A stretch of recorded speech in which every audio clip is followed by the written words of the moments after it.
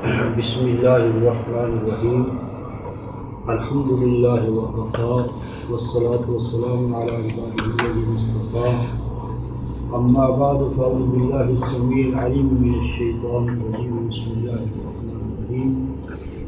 معزز خواتین و حضرات، آج مارچ کی 1 تاریخ ہے اور ہم سورہ ہود کے حوالے سے آیت نمبر 49 اس سے آغاز کر رہے ہیں، لیکن پچھلی سورہ جو ہے اس کے بارے میں بھی ایک دو باتیں عرض کرنی ہیں، تو اس لیے اس کو بھی پڑھ لیتے ہیں۔ ارشاد ربانی ہے، بسم اللہ الرحمن الرحیم، قیل یا نوح اہبط بسلام منا وبرکات علیک وعلی ممن معک وَأُمٌ سَنُمَتِّعُهُمْ ثُمَّ يَمَسُّهُم مِّنَّا عَذَابٌ أَلِيمٌ۔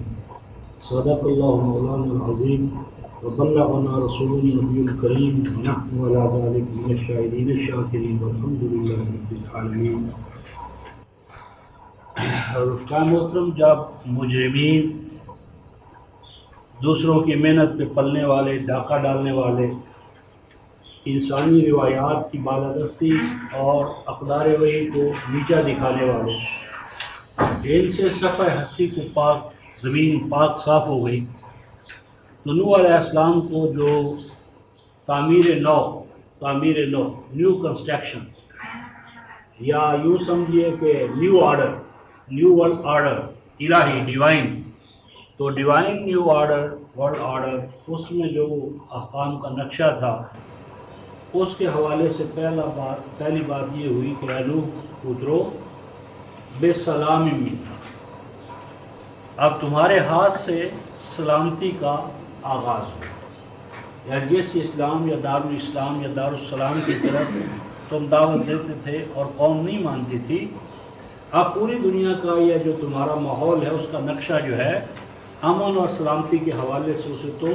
تشکیل دو، تو سلامتی ہے تمہارے لیے ہماری جانب سے، وبرکات علیک، اور مزید برآں یہ کہ سامان نشو و نما، برکات ہریالی، شادابی، سرسبزی، تو آپ سرسبزی کا، شادابی کا، ہریالی کا، نئی آباد کاری کا، یہ تمام نظام جو ہے وہ تمہارے لیے ہماری جانب سے عطا ہو رہا ہے، اور اس میں شامل ہیں نہ صرف آپ بلکہ وَعَلَىٰ عُمُومٍ مِّمَّن مَّعَكَ، تو عمومی ممن معک پر میں بات کر رہا تھا کہ یہ جو ہمارے ہاں تصور ہے ورلڈ ہسٹری میں کہ پوری نوع انسانی اس وقت جو ہے وہ حضرت نوح کے 3 بیٹوں سے منسوب ہے، یعنی حافظ، سام، حام اور یافس۔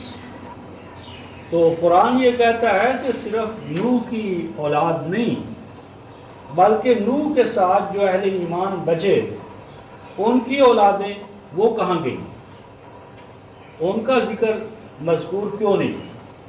تو قرآن نے نہ صرف نوح اور ان سے پیدا ہونے والی امتوں کا ذکر کیا ہے، بلکہ جو نوح کے ساتھ اللہ تعالیٰ کے پیغام اور مشن میں شامل ہوئے، پھر اللہ تعالیٰ نے ان کو اپنی پلاننگ کے تحت بچا لیا، ان سے بھی امتیں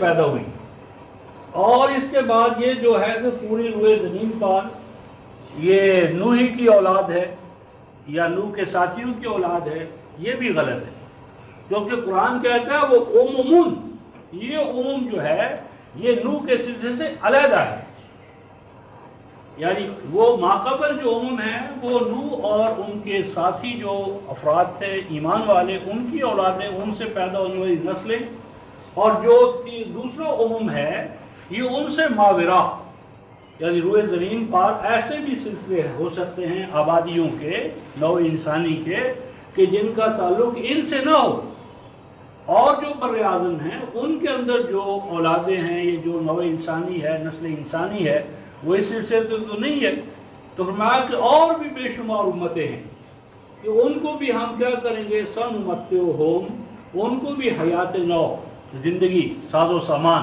وہ ہم عطا کرتے ہیں، کریں گے، اور یہ طبی حوالے سے ہر مومن کافر کو سامان نشو و نما جو ہے تبھی قوانین کے تحت ملتا ہے، جس کا سورہ بنی اسرائیل آیت نمبر 19 میں ذکر ہے، کُلًّا نُمِدُّ ہؤلاء وہؤلاء من عطاء ربک وما کان عطاء ربک محظورا، کہ کافر ہو یا مسلمان، جو بھی طبی قوانین کے تحت جدوجہد کرے گا، حیات و کائنات کو مسخر کرنے کی جدوجہد کرے گا قوانین طبی کے تحت، تو یہ کائنات اس کے لیے مسخر ہو جائے گی۔ تو یہ تو مقام آدم ہے۔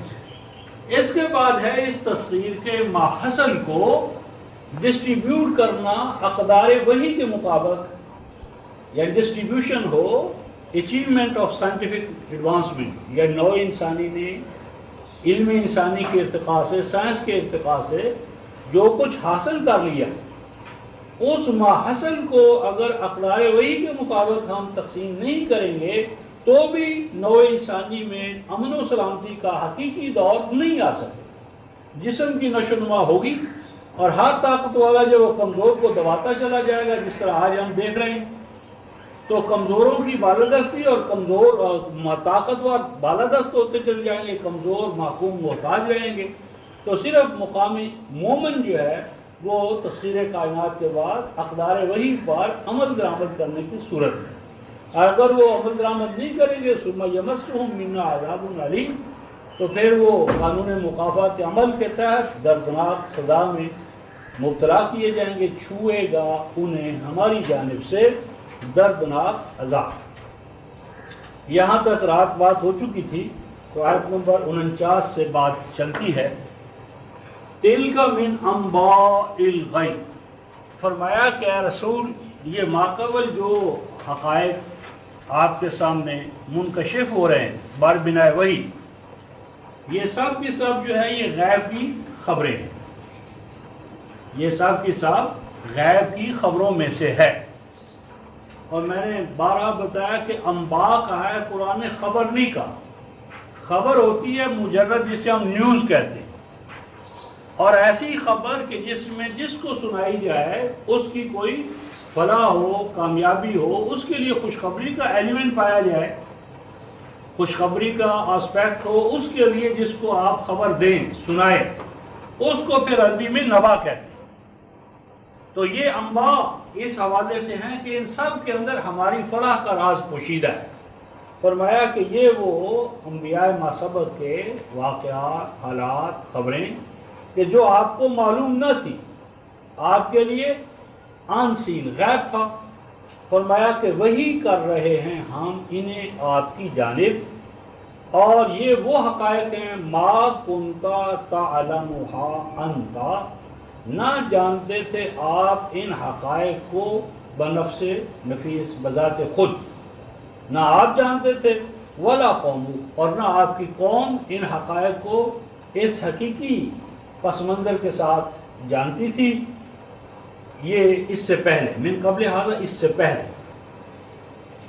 آگے آیا فصبر، فصبر، پس آپ مستقل مزاجی کے ساتھ جمے رہیں، ڈٹے رہیں۔ اب یہاں ہونا تو یہ چاہیے تھا رفقائے محترم کہ آپ ان انباء کو سناتے رہیں، ان کی تلاوت کرتے رہیں۔ فصبر کیوں آ رہا ہے؟ فصبر، ہمت، مستقل مزاجی، جوامردی سے یہ کام کرتے رہیں۔ اصل میں ان انباء میں یہ بات انڈرسٹوڈ تھی کہ جس طرح نوح کے مقابلے میں ظالم تباہ و برباد ہوئے اور مظلوموں کو تمکن و استخلاف عطا ہوا، یعنی مستکبرین تباہ ہوئے اور مستضعفین کو تمکن و استخلاف عطا ہوا، یہ تھا بین السطور اصل۔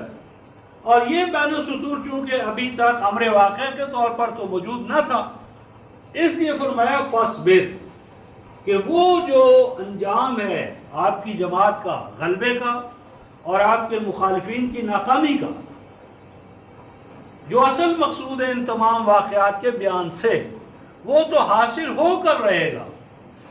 قانون مکافات عمل کے حوالے سے وہ حقیقت منکشف ہو کر رہے گی عملی طور پر، اس لیے فصبر، آپ اس کے لیے مستقل مزاجی کے ساتھ کام کرتے رہیں، ڈٹے رہیں، جس کا کہ 635 میں ذکر ہے یا قوم ملو علی مکانتکم انی عامل، تم بھی کام کرو، مجھے بھی کام کرنے دو۔ کام کے نتائج خود بتا دیں گے کہ کس کا کام تعمیری تھا، کس کا کام تخریبی تھا۔ اور خود ہی آگے فرما دیا ان العاقبۃ للمتقین، بے شک انجام کار، زمام کار، انجام کار یعنی جو مہم ہے، انجام کار یہ مہم جو ہے ان کے ہاتھ لگے گی، انجام کار یہ مہم ان کے ہاتھ لگے گی للمتقین، جو اقدار وحی کے ساتھ ہم آہنگ رہیں گے۔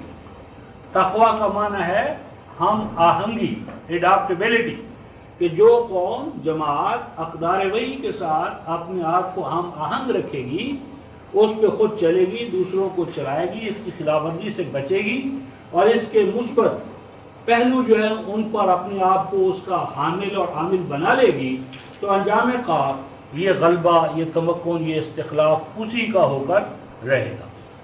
یہ ماقبل سیدنا نوح علیہ السلام کا بیان اور اس پر الہی کومنٹری، الہی کومنٹری، ڈیوائن کومنٹری، وہ کومنٹری کہ جس کا تعلق براہ راست نبی پاک صلی اللہ علیہ وسلم اور آپ کی جماعت اہل ایمان سے تھا، اس کا بیان کرنے کے بعد آپ سیدنا ہود علیہ السلام کا بیان شروع ہوتا ہے۔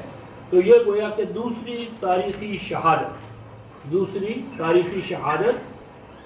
وَإِلَىٰ عَادٍ أَخَاهُمْ هُودًا، اور رسول بنا کر بھیجا ہم نے قوم عاد کی جانب ان کے بھائی سیدنا ہود علیہ السلام۔ یہاں آپ دیکھیں رفقا وطن، بار بار قرآن ہر نبی کو اپنی قوم کا بھائی کہہ رہا ہے، بھائی، بھائی، اخ۔ تو بھائی کیسے ہو سکتا ہے اگر اس کی جنسی الگ الگ ہے؟ ایک نور ہے، دوسرا بشر ہے، ایک بشر ہے، دوسرا سپر بشر ہے، تو وہ اخ کیسے ہوگا؟ تو اخ کے اندر ایک تو یہ بتانا مقصود ہے کہ وہ جنس میں، نوع میں، کائن میں ان کے ہم مثل تھے، ان جیسے تھے۔ اور دوسرا اس میں یہ بتانا مقصود ہے کہ اخوت یعنی غمخواری، غم گساری، ان کے لیے اپنائیت، یگانگت، کہ وہ ان کے بھائی بند تھے، یعنی ان کے غم میں، دکھ میں، درد میں ہر حوالے سے ان کے شریک کار، سانجھی، ان کے دکھ درد کے رفیق۔ دوسرے مقام پر انبیاء کو قرآن نے صاحب قرار دی ہے، تو اس سے مراد بھی ہے کامریڈ، کمپینین، صحیح معنی میں دکھ درد کا رفیق، ساتھی۔ اس میں اپنائیت مقصود ہے، یعنی ایک تو ان کی جنس کا اظہار ہے کہ وہ نبی بشر تھے، انسان تھے، وہ کوئی مافوق البشر نہ تھے، اور دوسرا یہ کہ اس میں اپنائیت کا، یگانگت کا اظہار ہے۔ جب وہ رسول بنا کر مبعوث کیے گئے تو انہوں نے اپنے مشن کا آغاز کیسے کیا؟ ارشاد فرمایا قال یا قوم اعبدوا اللہ ما لکم من الہ غیرہ ان انتم الا مفترون۔ فرمایا کہ اے میری قوم، صرف ایک اللہ کی محکومیت اختیار کرو۔ عبادت کا معنی محکومیت، پوجا پاٹ نہیں۔ پوجا پاٹ مذہب میں ہوتی ہے جہاں بتوں کا تصور ہوتا ہے، جو خود لائف لیس ہوتے ہیں، موشن لیس ہوتے ہیں، نہ ان میں حرکت نہ حرارت، نہ ان کے ماننے والوں میں حرکت اور حرارت، وہ بھی جامد، ان کے ماننے والے بھی جامد، جمود، اسٹیگنیشن، زوال، مسلسل زوال، سکوت، انحطاط۔ تو یہ دین میں عبودیت محکومیت ہے، اور محکومیت ہے اقدار الہیہ کی یا اقدار وحی کی یا احکام الہیہ کی۔ تو اے میری قوم، ایک اللہ، اس کے احکام کی محکومیت اختیار کرو۔ ما لکم من الہ غیرہ، یقین رکھو کہ اس کے عطا کردہ قوانین کے ما سوا کہیں تمہاری کوئی پناہ گاہ نہیں ہے، کہیں حاجت روائی تمہاری نہیں ہو سکتی، مشکل کشائی نہیں ہو سکتی، تمہاری ذات کی کرامت یا ڈگنیٹی جو ہے اس کا کہیں تحفظ نہیں ہو سکتا۔ ایک مالک الملک ہے، اس کے قوانین کے اندر، اقدار کے اندر، احکام کے اندر پناہ پکڑو اور اپنی ذات کے شرف و مجد کے محافظ بنو۔ اور ان انتم الا مفترون، اور اس ایک اللہ کے ساتھ جو تم نے اپنے اکابر کو، مشائخ کو، صلحاء کو، شفعاء کو، اولیاء کو بٹھا لیا ہے، اللہ کی الوہیت میں، اس کے قوانین میں، اس کے حکم نامے میں جو تم نے شریک کر لیا ہے، یہ سارے کا سارا تمہارا کاروبار کیا ہے؟ گھڑنت ہے، مفترا. تم یہ سارا تمہاری مذہبی پیشوائیت جو ہے یہ اس کا گھڑا ہوا کاروبار ہے، خود ساختہ ہے. یہ نام ہے، آگے آئے گا 12/40 میں کہ ان ہی الا اسماء سمیتموها انتم وآباؤکم ما انزل اللہ بہا من سلطان.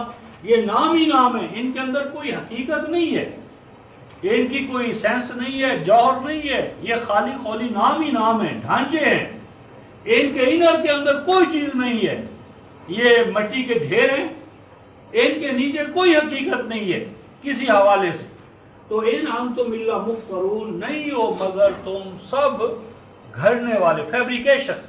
یہ ان کی جتنی بھی حکایات، کرامتیں، شعبے تم بیان کرتے ہو وہ تمہاری فیبریکیشن ہے، مینٹل فیبریکیشن. یعنی تمہاری امیجینیشن، ورنہ حقیقت واقعہ ایسا نہیں ہے. اور اے میری قوم، لا اسألکم علیہ اجرا، اس مشن یا اس دعوت کو انٹروڈیوس کروانے میں، یا اس کو تمہیں قائم کرنے میں، تم تک پہنچانے میں تم سے کسی اجر کا طالب نہیں ہوں. نہیں مانگتا میں تم سے اس کام پر کوئی اجر. تم سے تو اجر نہیں مانگتا، لیکن اجر مجھے چاہیے. اجر کے بغیر تو نظام نہیں چلتا، اجر تو کہیں نہ کہیں سے لینا ہے. لیکن تم سے اجر نہیں لینا، کیونکہ یہ مشن جو میرا ہے یہ تمہارا تو نہیں ہے. تم نے تو مجھے اس کام پر مامور نہیں کیا. ان اجریہ الا علی الذی فطرنی، نہیں ہے میرا اجر، میرا ریوارڈ، میرا بدلہ، مگر اس ذات پر کہ جس نے مجھے عصر نو وجود عطا کیا ہے، جس نے مجھے اس کائنات میں بھیجا ہے، جس نے مجھے تخلیق کی ہے. تو جس کا میں مخلوق ہوں اسی کا یہ مشن مجھے مامور اس نے کیا ہے، لہذا بدلہ اجر اسی سے لوں گا. یعنی زمین و آسمان کے مالک کے خزانوں پر نظر ہوتی ہے دائی کی، اور زمینی لوگ اور ان کی جو مال دولت اور اس طرح کی جو نیچے اوپر کی چیزیں ہیں وہ ان کی نظر اللہ کے بندوں کی ان کی جیبوں پر نہیں ہوتی، وہ مالک الملک کے خزانوں پر ان کی نظر ہوتی ہے. فرمایا افلا تعقلون، تم اتنی صاف اور بین بات پر کیوں عقل سے کام نہیں لیتے کہ ایک طرف تمہارے مذہبی پیشوا ہیں مفتری جو قدم قدم پر تم سے نذرانے چڑھاوے، یعنی قدم قدم پر تم سے اجر کے طالب ہوتے. وہ 4 قدم نہیں چلتے مگر پہلے تم سے اپنی فیس مانگتے. اور ایک طرف دن رات تمہاری خدمت کر رہا ہے ایک اللہ کا بندہ اور تم سے ایک پیسے کا طالب نہیں ہے. تو دونوں کے گویا کہ ان کے سنسیریٹی جو ہے اپنے مشن یا کاز کے ساتھ، کہ ایک کاروبار کر رہا ہے، تجارت کر رہا ہے، تمہاری ہی تمنائیں تمہیں بیچ رہا ہے، اور ایک اللہ کا کلام تمہیں بلا مزد و معاوضہ پہنچا رہا ہے. تو دونوں کی شخصیتوں کا اتنا واضح فرق تمہیں کیوں نظر نہیں آ رہا؟ کیوں تم اس بات پر عقل و بصیرت سے کام نہیں لے رہے؟ اور اے میری قوم، تیسرا خطاب، اے میری قوم، قوم استغفروا ربکم، کہ اے میری قوم پروٹیکشن طلب کرو. استغفار کا معنی ہے مغفر، مغفر کہتے ہیں خوف کو، کہ تم اپنے اوپر خوف چڑھا لو. ہیلمٹ جس طرح ہوتا ہے کہ حادثات سے بچ جاؤ گے، کہ تم اپنے رب کی ربوبیت کے خوف کو اپنے اوپر طاری کرو. یعنی اگر تمہارے اندر تمہارے رب کا نظام ربوبیت جاری و ساری ہو جائے تو جتنے یہ اتفاقی حوادث ہو جاتے ہیں، حادثات اور ایسی چیزیں کہ جو ان ایکسپیکٹڈ ہوتی ہیں، تو یہ چیزیں تمہارے وجود کو نقصان نہیں پہنچا سکیں. پہنچائیں گی تو سب شریک ہو جائیں گے. جس طرح شاخ ابزرور ہوتے ہیں، شاخ ابزرور ہوتا ہے تو وہ لگتا ہے دھچکا، لیکن وہ کوئی زیادہ ہم پر اثر انداز نہیں ہوتا. لیکن شاخ ابزرور نہ ہو تو ساری چولیں ڈھیلی ہو جاتی ہیں. تو تم اپنے رب کی ربوبیت کو، نظام ربوبیت کو، اس کے شیلٹر میں آ جاؤ، اس کی حفاظت میں آ جاؤ، پناہ میں آ جاؤ، اس کا خوف اپنے اوپر چڑھا لو. ثم توبوا الیہ، ثم ہے آفٹر دین، یعنی پہلے تم اللہ تبارک و تعالیٰ کا نظام ربوبیت جو ہے اس کی پروٹیکشن اپنے لیے پیدا کرو، پھر تم اللہ کی طرف توبہ کرو. یہ جو توبہ ہے رفقا محترم، یہ گناہوں کی توبہ نہیں ہے، یہ ہے توبہ الیہ. مراد یہ ہے کہ اس نظام عبودیت کو، ربوبیت کو اختیار کر لینے کے بعد پھر تم فیصلے اپنی پسند سے نہ کرنا. یہاں توبہ کا معنی ہے کہ پھر ہر سچویشن پر اقدار وحی سے، احکام الہیہ سے رجوع کرنا، اور ہر سچویشن کے بارے میں، صورت احوال کے بارے میں فیصلہ جب کرنا درکار ہو تو دیکھنا کہ اللہ کا قرآن، اللہ کا کلام، اللہ کی وحی، اللہ کا کامل و مکمل دین تمہاری کیا رہنمائی کرتا ہے. فرمایا یرسل السماء علیکم مدرارا، تو فرمایا کہ اس کا نتیجہ یہ نکلے گا کہ کائناتی سطح پر تبھی کائنات کے حوالے سے جو سما ہے، یہ بادل، بارشیں، سماوی کرے، تو سماوی کرے، بادلیں، بادل، ہوائیں، اوپر کی چیزیں وہ تمہارے اوپر برسیں گی مدرار. ایک تو اس کا ترجمہ ہے اس حوالے سے کہ وہ موسلا دھار. تو کائناتی قوتوں پر یا کائناتی ماحول پر یا طبی ماحول پر اقدار وحی کی اطاعت یا اتباع کے خوشگوار نتائج و ثمرات یہ بھی ہو سکتے ہیں، کیونکہ کائناتی قوتیں جو ہیں وہ بھی تو اسی پروگرام کا حصہ ہیں، اسی کائناتی یعنی جو اجتماعی عمل ہے اللہ تبارک و تعالیٰ کا، اس کے ساتھ وہ ایڈجسٹ ہے. لہٰذا اگر ہم آہنگی اختیار کریں اقدار وحی کے ساتھ تو کائناتی قوتوں کی طرف سے خوشگواریوں کا عطا ہونا یہ اپنی ذات میں یہ بھی ایک پہلو ہے. لیکن دوسرا اس کا پہلو رفقا محترم مدرار. تو مادرا یمدر مدرن و مدارن، اصل اس کا معنی ہے کہ کسی چیز کے اندر جو تعمیری پہلو ہو اس کو نمایاں کرنا، اور جو اس کے اندر منفی پہلو ہے اس کو کم سے کم کرتے چلے جانا. بارشیں تو اب بھی ہوتی ہیں، لیکن ان بارشوں سے کیا ہوتا ہے؟ بارشوں سے یہ ہوتا ہے کہ جو یا تو وہ سیلاب کی شکل اختیار کر لیتی ہیں اگر بہت بڑھ جائیں، یا وہ کم ہو جائیں تو قحط سالی کی کیفیت پیدا ہو جاتی ہے. لیکن اگر تم اپنے ہاں اس نظام ربوبیت کو اختیار کر لو گے تو اس کا نتیجہ یہ نکلے گا کہ یہ خوشگواریاں یکساں طور پر تقسیم ہو جائیں گی.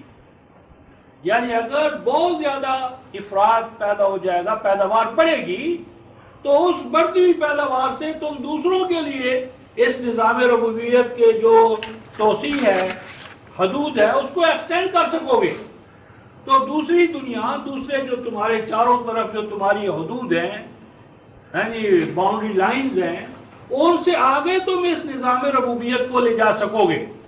اور اگر کسی وقت بارش کم ہوتی ہے تو ایسا نہیں ہوگا کہ تم لوٹ مار کر کے ایک دوسرے کو تباہ و برباد کرنا شروع کر دو، بلکہ ان کے نہ ہونے سے جو منفی اثرات مرتب ہوتے ہیں اس سے تمہیں یہ تمہارا نظام ربوبیت جو ہے یا ہمارا نظام ربوبیت جو ہے وہ تمہیں منفی اثرات سے محفوظ رکھے گا.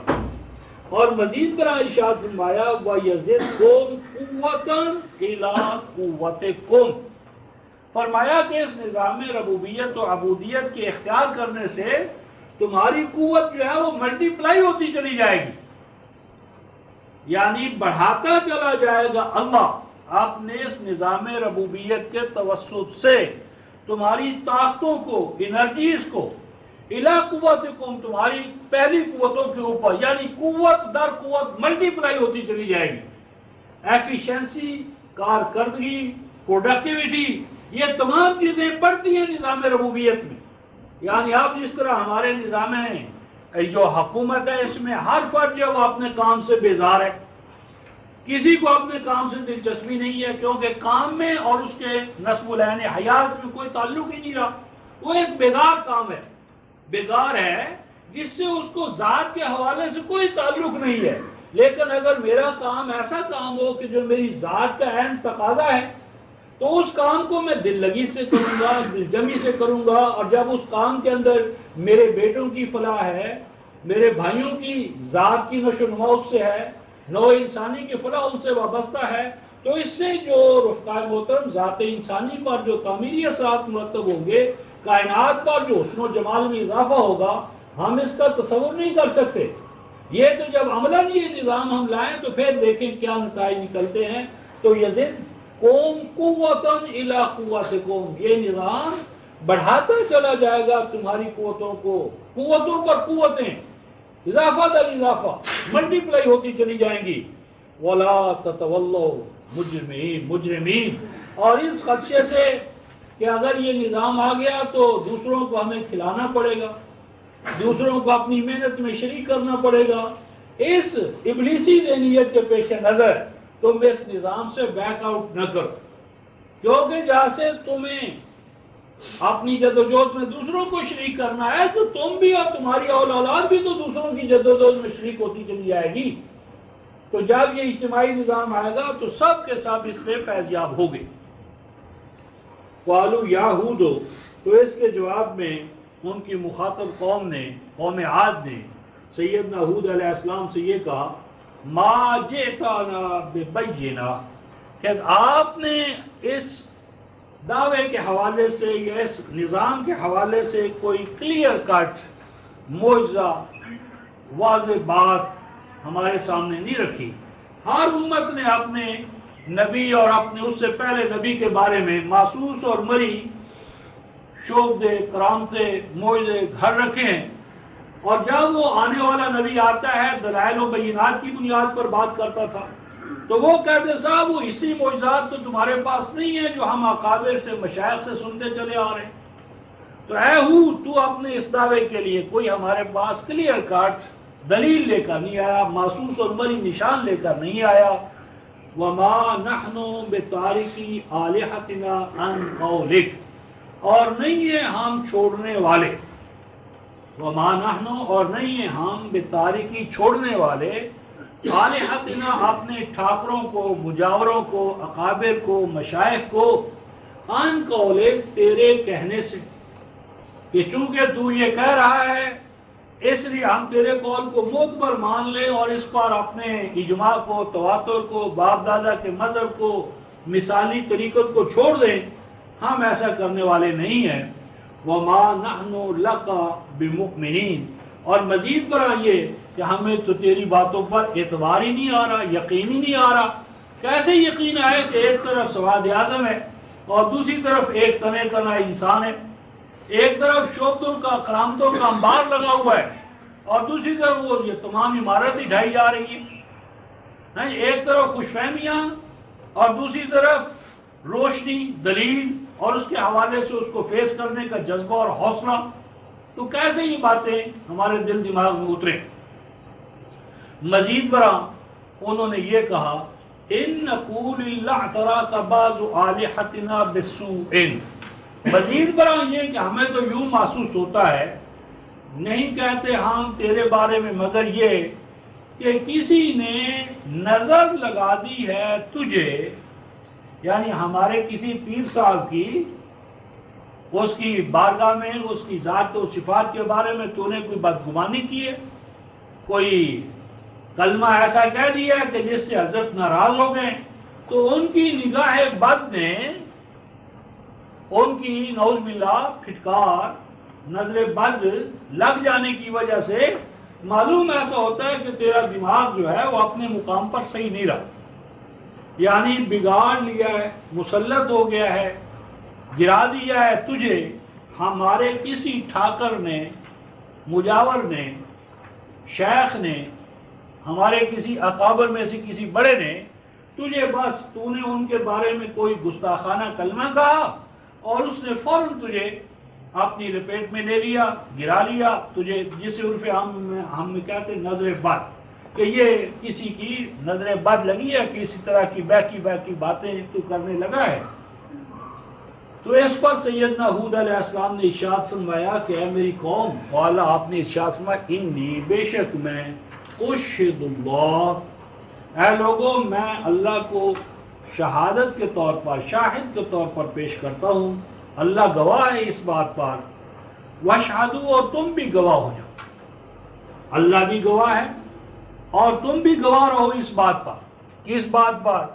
فرمایا انی بریء مما تشرکون، کہ یہ جو تم سمجھتے ہو کہ فلان کی نظر سے یہ ہو گیا اور فلان کی نظر سے وہ ہو گیا، یہ جو تمہارا شرک کا رویہ ہے، میں ایسے مشرکانہ عقائد سے اور ایسی مشرکانہ ذہنیت سے کلی طور پر بیزار ہوں۔ یعنی اللہ کے قوانین مشیت کے سوا کسی میں کوئی طاقت نہیں ہے، کسی کی نظر نہیں لگتی، کسی کی نظر سے کچھ نہیں بگڑتا۔ یہ نظروں سے بگاڑ اور نظروں سے فلاح کا راستہ مشرکانہ تصور ہے۔ فرمایا کہ گواہ رہنا انی بری مما تشرکون، یہ مشرکانہ ذہنیت جو تمہارے اندر ڈیولپ ہو گئی ہے، میں کلی طور پر اس سے بیزار ہوں۔ اور مزید برآں توحید کا نشہ، اور وہ بھی مقام نبوت پر فائز سیدنا نوح علیہ السلام کا، حضرت ہود علیہ السلام کا، اس نے تو اور ہی کمال کیا۔ کیا فرمایا؟ من دونہی فقیدونی جمیعا ثم لا تنظرون۔ فرمایا کہ تم کل کی بات کرتے ہو کہ میں نے ایسی کوئی بات کہی تھی، لو آج میں ڈنکے کی چوٹ کہتا ہوں۔ تم کل کی بات کہتے ہو، آج میں ڈنکے کی چوٹ کہتا ہوں کہ اللہ کے سوا کسی میں طاقت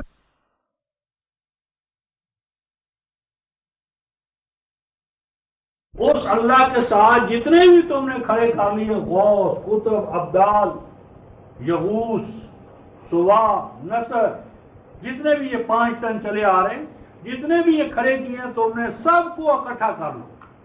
اگر کل کوئی ایسے تم نے کہا کہ کسی نے کیا شاید، آج میں تمہیں یقینی طور پر چیلنج کرتا ہوں، فقیدونی جمیعاً، تم زندہ بھی مل جاؤ اور ان مردوں کو بھی، زندہ اور مردوں سب کو اکٹھے کر لو، اور جو تدبیر، سازش، میکانزم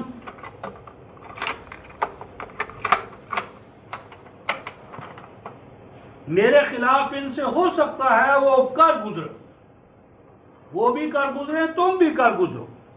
یعنی ان غوثوں کو، قطبوں کو، ابدالوں کو، پیروں کو، فقیروں کو، چھوٹوں کو، بڑوں کو، حاضر کو، غائب کو، سب کو اکٹھا کر لو اور کہو کہ یہ ہود باغی ہے، نہ تمہیں مانتا ہے نہ ہمیں مانتا ہے، تمہارے نذرانوں کو کاروبار قرار دیتا ہے، چڑھاووں کو شرک قرار دیتا ہے، ان کو حرام قرار دیتا ہے، ہمارا کاروبار ٹھپ ہو رہا ہے، تو آؤ ہماری مدد کرو۔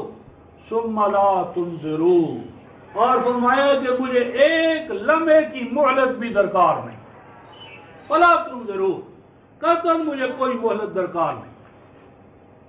اور یہی چیلنج نبی پاک صلی اللہ علیہ وسلم نے کیا۔ رفقائے محترم، پہلی سورہ الاعراف آیت 156، 195 اور 96 میں ہم دیکھ چکے ہیں، اور ان کی پناہ گاہ کیا تھی؟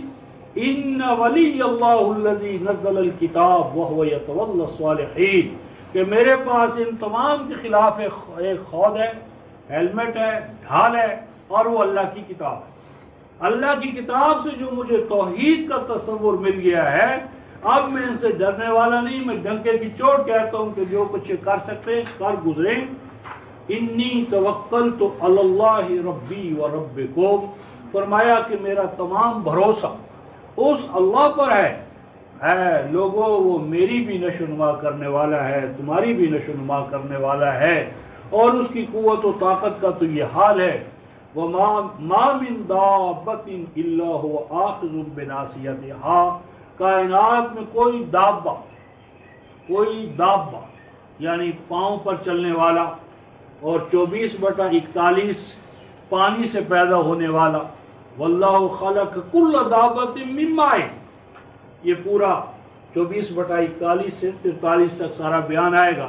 دواب جتنے بھی ہیں، اینیملز، بما حشرات الارض، پیٹ پہ چلنے والے، رینگنے والے، ریپٹائلز، 2 پاؤں پہ چلنے والے انسان، 4 پاؤں پر چلنے والے، اور آگے قرآن کہتا ہے یزید فی الخلق ما یشاء، یہی دواب کی قسمیں نہیں ہیں، سماوی کروں میں تمہیں کوئی نئے دواب ملیں گے، اور یہ ارضی اور سماوی دواب ان سب کے لیے 42/29 میں قرآن نے یہ کہا کہ سماوی اور ارضی کائنات پست و بلند کے یہ دواب، یہ ان قریب ملنے والے ہیں، ان کی ایسوسیشنز قائم ہونے والی ہیں، میٹنگ پوائنٹس ہیں، ان کا اجتماع بھی ناگزیر ہے۔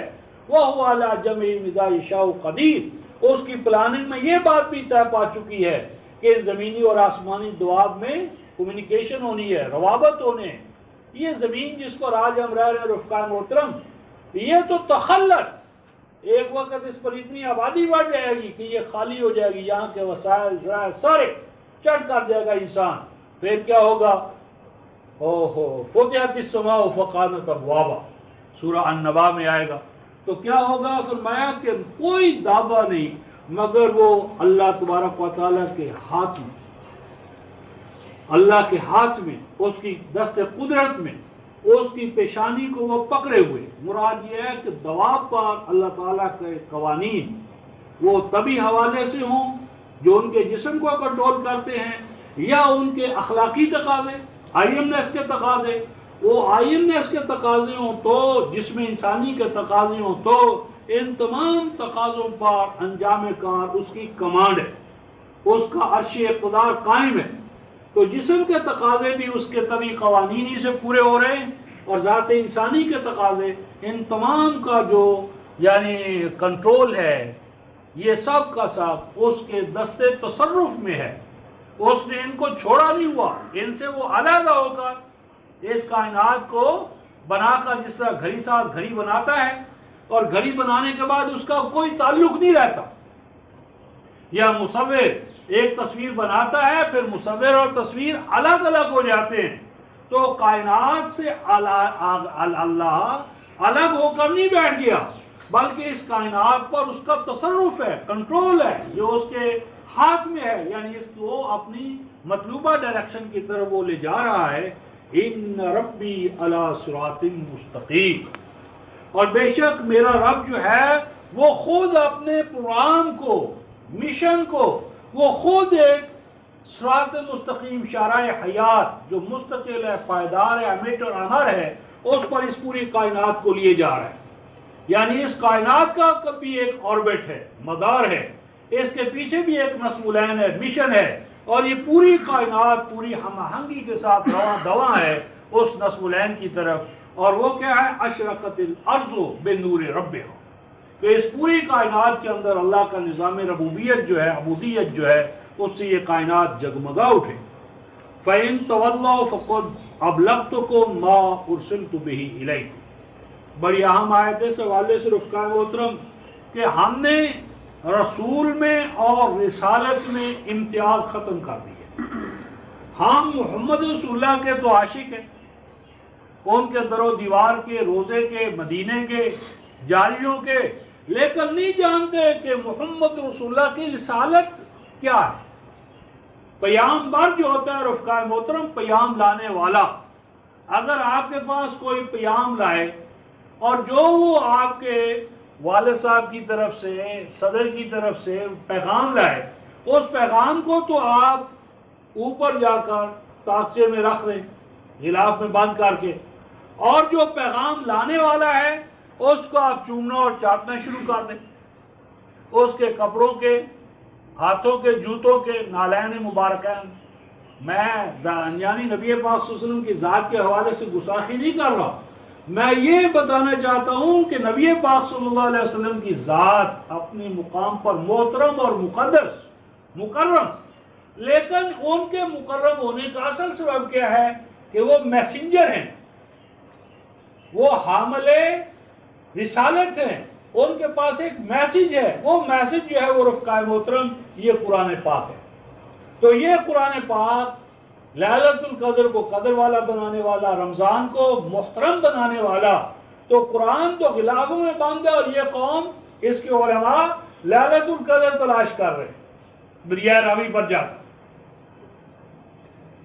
لیلۃ القدر، قدر والا قرآن، مکرم بنانے والا قرآن، رسول کو رسول بنانے والا قرآن۔ کیا 40 سال جب نبی پاک کی پہلی زندگی ہے، اس وقت میں حضرت بشر وہ موجود نہ تھے، کھاتے نہ تھے، پیتے نہ تھے، کپڑے نہ پہنتے تھے، بولی نہ بولتے تھے۔ آپ کی زندگی میں ڈیمارکیشن، حد امتیاز کس چیز نے پیدا کی؟ وہ قرآن کا نزول تھا۔ نزول قرآن نے آپ کی زندگی کو 2 حصوں میں تقسیم کر دیا، ما قبل قرآن، ما بعد قرآن۔ تو مابعد قرآن سے امتیاز تو قرآن سے شروع ہوا، لیکن قرآن تو غلافوں میں بند ہے، اور رسول کے روزے کی جالیاں جو ہیں وہ چومی جا رہی ہیں، اور قوالوں نے تو اب جو نقشہ ہے وہ اس سے بھی آگے بڑھا دی ہے۔ اور صرف قوالوں کا کیا مسئلہ ہے، پوری قوم کا مذہب قوالی ہے۔ تو فرمایا فَإِن تَوَلُّوا، اور اگر تم بیک آؤٹ ہو جاؤ، اس پروگرام پہ آگے نہ بڑھو، کوئی بات نہیں، فَقَدْ أَبْلَغْتُكُمْ، تو بے شک پہنچا چکا ہوں میں تمہیں، کیا مَا أُرْسِلْتُ بِهِ إِلَيْكُمْ، جس کے پہنچانے پر میں مامور کیا گیا تھا۔ یعنی اصل رفق محترم رسالت ہے، محمد رسول اللہ، اس کا یہ معنی نہیں کہ محمد اللہ کے رسول تھے، محمد آج بھی اللہ کے رسول ہیں، اور آپ کی رسالت کیا ہے؟ قرآن پاک۔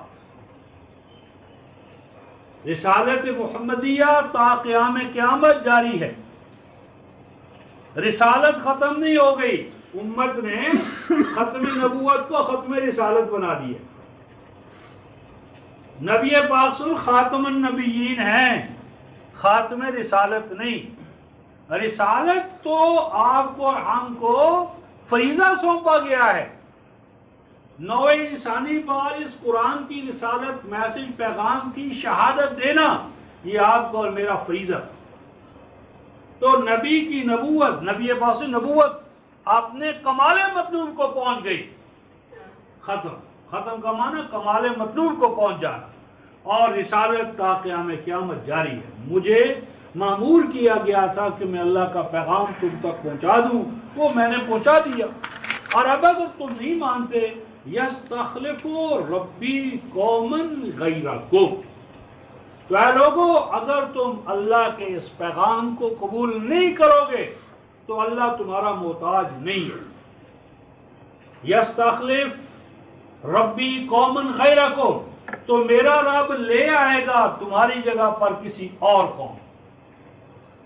یہ رفقائے محترم آپ کے اور میرے ہم سب کے لیے اس میں بہت بڑا انتباہ ہے۔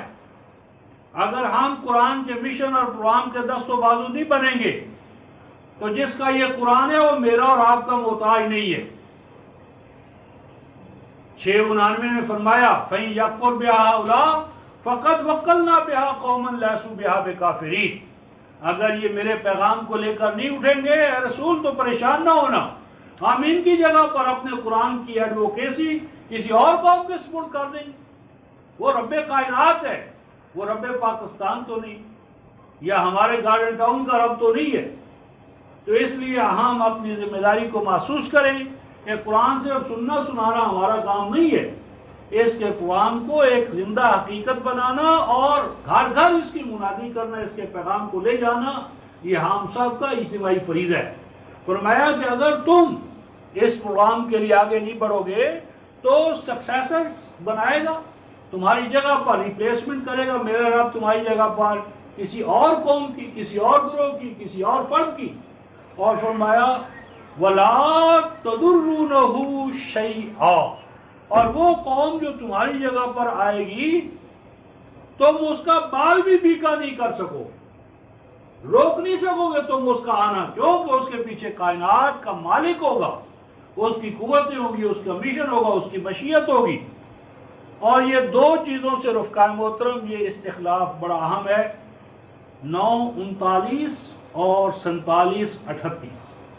9:39 میں تو فرمایا کہ اگر تم نے قرآن کے غلبے کے لیے اپنے مال کو قربان کرنے کا جذبہ چھوڑ دیا تو تمہارا پتہ کٹ جائے، اور 47:38 میں فرمایا کہ اگر تم نے اس کے لیے جانی قربانی کے لیے بازی لگانا، یہ کام چھوڑ دیا، تمہاری جگہ پر ہم اور قوم کو لے آئیں۔ آج یہ دونوں ہی چیزیں ہمارے اندر سے نکل چکی۔ رفقائے محترم محرف بائبل والے اور تو اور وائٹ ٹاور سوسائٹی والوں کو دیکھو کہاں سے چلے اور کہاں کہاں پہنچ گئے، اور سچا قرآن جن کے پاس ہے وہ اپنے پیغام کو لے کر اپنے اپنے بستروں میں، خوابگاہوں میں، آرام گاہوں میں دب کے بیٹھے۔ تو اللہ کا پیغام جو قوم بھی لے کر بڑھے گی رفقائے محترم وہ آگے بڑھے گی۔ تو فرمایا وَلَا تَضُرُّونَهُ شَيْئًا، ان ربی علی کل شیء حفیظ، اور بے شک میرا رب تو ہر چیز کی حفاظت پر مامور ہے۔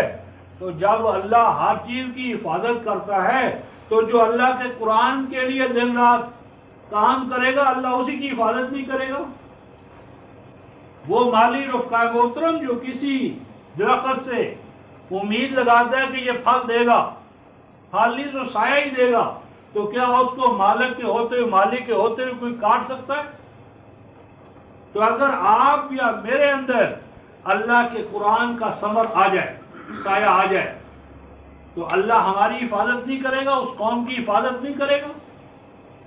اگر اللہ ہر چیز کی اس کائنات میں حفاظت کرتا ہے اپنے وعدے کے تحت، تو اللہ اپنے غلام کے سچے خادموں کی کیوں حفاظت نہیں کرے گا؟ اب اس کی چمکار جب آئی حفاظت کا وعدہ، اب اس کی طرف توجہ دلا۔ وَلَمَّا جَاءَ أَمْرُنَا، فرمایا کہ جب قوم نے کہا اچھا ایسا ہوگا، آپ نے فرمایا ہاں ہو کر رہے گا، فرمایا پھر وہ وقت آ گیا جب آ گیا ہمارا مکافات عمل ایک زندہ اور مری شکل میں، نجینا ہودن، تو ہم نے نجات دی وہ سچویشن سے، صورتحال سے، ہود کو، والذین آمنوا معہ، اور ان کو جو اس کے ساتھ ایمان لائے تھے، پیدا ہوئے تھے، اٹھتے بیٹھتے تھے، کھاتے پیتے تھے، نہیں، آمنو جو ایمان لائے تھے، اور ایمان ہمیشہ رفقائے محترم رسالت پر ہوتا ہے، میسنگ پر ہوتا ہے، 47/2۔ اور یہ کیوں ہم نے ان کو نجات دی؟ برحمت منا، بوجہ اس نظام رحمت کے، رحمت سے مراد ہے وحی، بوجہ اس کے کہ وہ ہماری وحی کے ساتھ انہوں نے اپنے آپ کو اٹیچ کر لیا تھا۔ اور یہ جو وحی ہے اسی کا ذکر پہلے آ چکا ہے آیت 28 میں، کہ نبی پہلے بینہ پر ہوتا ہے، پھر اس کے پاس وحی آتی ہے، وحی کو قرآن نے رحمت کہا ہے، اور 10/56-57 میں بھی قرآن ہی کو سب سے بڑی رحمت قرار دیا گیا ہے۔ برحمت منا، اپنی اس رحمت کی اساس پر کی وجہ سے جو ہماری جانب سے انہیں عطا ہوئی تھی، وَنَجَّيْنَاهُم مِّنْ عَذَابٍ غَلِيظٍ، اور ہم نے بچا لیا ان کو اس برے انجام سے کہ جس میں قوم انہیں مبتلا کرنا چاہتی تھی۔ قوم تو چاہتی تھی کہ ان کو نکال باہر کرے، ان کو پرسیکیوشن دے، عذاب دے، سزا دے، تو ان کی جگہ پر ہم نے ان کو تو بچا لیا، اور یہ قوم منکر مکذب جو تھے، ناقدرے جو تھے، وہ تباہ و برباد کیے گئے۔ فرمایا وَتِلْكَ عَادٌ، اور دیکھو وہ قوم عاد، اس کے کھنڈرات، جَحَدُوا بِآیاتِ رَبِّهِمْ، جنہوں نے ڈنکے کی چوٹ ہٹ دھرمی کے ساتھ مسلسل و پیہم ہٹ دھرمی کے ساتھ جنہوں نے ہماری آیات کا، اپنے رب کی آیات کا انکار کیا، وَعَصَوْا رُسُلَهُ، وَعَصَوْا رُسُلَهُ، یہاں پر ایک اہم نقطہ ہے، لفظی ترجمہ تو یہ ہوگا کہ نافرمانی کی انہوں نے اپنے رسولوں کی۔ سوال یہ پیدا ہوتا ہے، اور اس کو دور حاضر کے اہل تحقیق نے اٹھایا ہے، کہ جی قوم عاد کی طرف تو ایک ہی رسول بھیجا گیا تھا، سیدنا ہود، تو رسلہ قرآن نے کیوں کہا کہ انہوں نے رسولوں کی نافرمانی کی؟ تو بات اصل یہ ہے کہ رسول کا اطلاق دو چیزوں پر ہوتا ہے، میسنجر پر اور دا میسج۔ یہاں پر رسلہ سے مراد رسول میسنجر کے طور پر نہیں، کیونکہ وہ تو صرف ایک ہی تھے، سیدنا ہود۔ یہاں رسلہ سے مراد ہے رسالتیں، میسجز، یعنی وہ پیغامات کہ جو انفرادی زندگی سے متعلق تھے، جماعتی زندگی سے متعلق تھے، معاشرت سے متعلق تھے، معیشت سے متعلق تھے، ثقافت، تہذیب، تعلیم اور ریاست سے متعلق تھے، یعنی زندگی کے تمام دائروں سے۔ ندخل فی السلم کافہ 2/210، تو زندگی کے تمام دوائر سے متعلق جو احکام الہیہ تھے، رسالتیں، یہاں مراد رسالتیں ہیں نہ کہ رسول ان پرسن۔ وَاتَّبَعُوا أَمْرَ كُلِّ جَبَّارٍ عَنِيدٍ، اور فرمایا کہ حضرت ہود جس پیغام حیات کو لے کر آئے تھے، ان کا تو انہوں نے ڈھٹائی کے ساتھ، ہٹ درمی کے ساتھ انکار کیا۔ اور اس کے برعکس انہوں نے مانا تو کس کو مانا؟ وہی کہ نہ ماننے پر آئے تو نوح کے مقام رسالت کا انکار کر دیں، اور ماننے پر آئے تو پیپل کو، گھوڑے کو اور گائے کو خدا بنا لے، مامتا بنا لے، ماتا بنا لے، کالی دیوی کو مان لے، خوش اعتقادی پر اترے تو یہاں پہنچے، ہر درمی پر پہنچے تو کہاں پہنچے؟ فرمایا اور اتباع کرنے لگے، پیچھا کیا، مانا انہوں نے امر کل جبار عنید، ایسے آدمی کا حکم مانتے ہیں کہ جو کیا ہو، جبار، جس کا ڈنڈا قریب ہو، اور عنید، جو ہر طرح کے جذبات رحمت سے خالی، یعنی امت کے لیے، رعیت کے لیے انتہائی۔ اب دیکھو کیا ہو رہا ہے، یعنی ایک کرکٹ کے میچ کے لیے، اس کو بنانے کے لیے پچھلے دن آیا کہ 9 کروڑ روپیہ تو کراچی کے اس گراؤنڈ پر لگا دیا گیا، اور اگر آپ اس کا اجتماعی خرچ جمع کریں رفقائے محترم، کتنی سنگ دل ہے یہ ہماری قیادت، یہ ہو یا وہ، ان میں فرق نہیں ہے، یہ سارے حکمران دلال ہیں مغرب کے، غیروں کے۔ تو اب یہ انسانیت کا کتنا جذبہ ہے، اس پورے خرچے سے کتنوں کو، بے گھروں کو گھر دیا جا سکتا تھا، بے روزگاروں کو روزگار دیا جا سکتا تھا، لیکن اس کو کیا، ہمیں تو ہاں اور واہ چاہیے۔ تو فرمایا کہ ایسے انسان کی، ایسے نظام کی، ایسے قائدین کی انہوں نے حکم مانا، ان کی بات مانی، جو انتہائی کیا تھے، سخت تھے، بے رحم، لیکن طاقت کی نا، طاقت تھی، طاقت کے لیے وہ جھکتے ہیں، اور جو سنجیدہ ہو، قرآن ہو، نظام ہو، لیکن اس کے پاس وہ طاقت نہ ہو، اس کے سامنے جھکنے کو ان میں جذبہ نہ تھا۔ وَأُتْبِعُوا فِي هَذِهِ الدُّنْيَا لَعْنَةً وَيَوْمَ الْقِيَامَةِ، فرمایا نتیجہ کیا نکلا، پیچھا کیا ان کا حیات دنیا میں بھی ناخوشگواریوں نے، اس مینٹیلٹی نے انہیں جسم کے حوالے سے بھی خوشگواریوں سے محروم کیا، حال کے حوالے سے بھی خوشگواریوں سے محروم کیا، وَيَوْمَ الْقِيَامَةِ، اور قیامت کے دن اخروی حوالے سے، یا ذات انسانی کے لیے جو یوم یقوم الناس برب العالمین، نظام ربوبیت کے قیام کے حوالے سے جو خوشگواریاں ان کو مل سکتی تھی، ان سے بھی محروم رہے۔ الا ان عادا کفروا ربہم، فرمایا آگاہ رہو کہ یہ قوم عاد کیا تھا، کافروا الہم، نہیں فرمایا رفقائے کہ وہ اپنے اللہ کو نہیں مانتے تھے،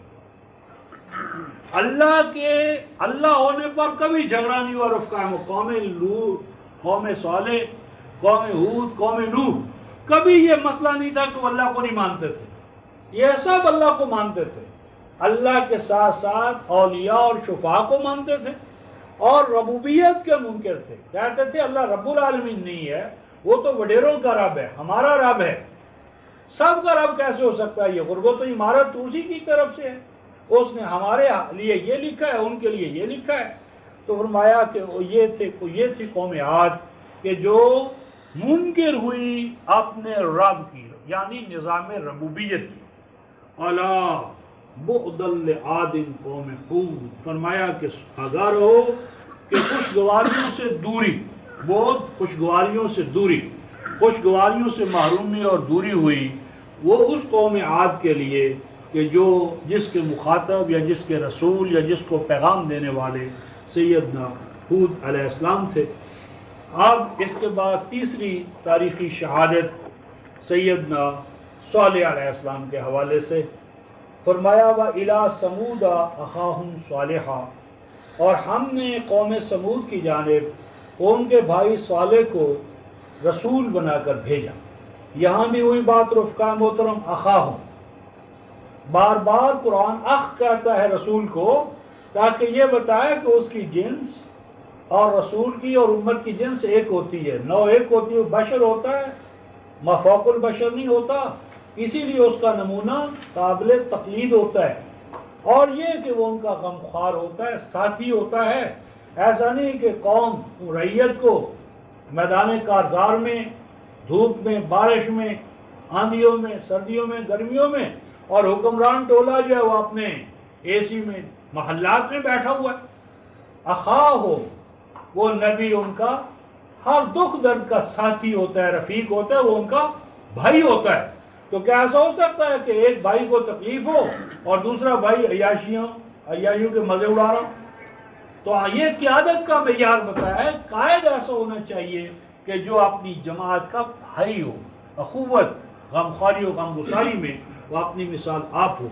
تو انہوں نے بھی وہی کہا، اے میری قوم، عبد اللہ ما لکم من الہ غیر، وہی مسئلہ کہ ایک اللہ کے احکام کی محکومیت اختیار کرو، اور اس کے ساتھ جو تم نے اس کی ذات، اس کے اختیارات، اس کے حکم نامے میں جن کو شریک بنایا ہوا ہے، اس شرک سے اپنے آپ کو پاک کرو. اس کے ساتھ کوئی شریک نہیں ہے، وہ سارا افتراء ہے جو تم گھڑتے ہو.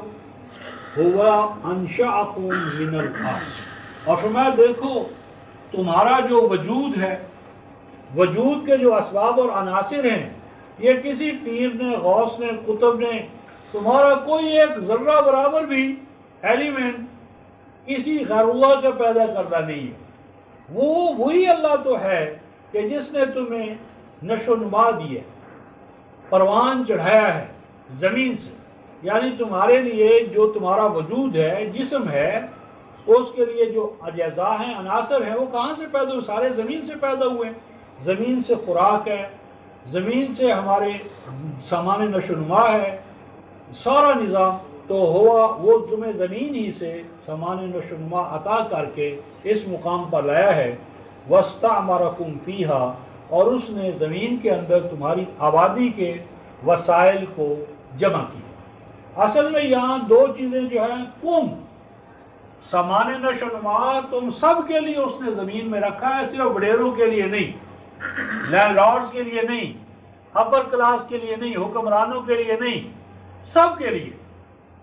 یعنی تاکہ نظام ربوبیت میں یکسانیت اور مساوات اس کا اظہار کرے.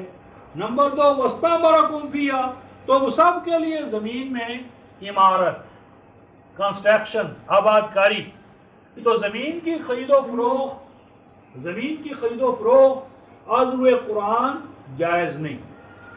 زمین تو مقع ہے پوری نوع انسانی کی، اس پر میری اور تیری کی لکیریں لگانا اور اس کو بیع و شراء کا موضوع بنانا، یہ اسلامی نظام حکومت میں یہ قطعاً نہیں ہوگا، نہ ہو سکے.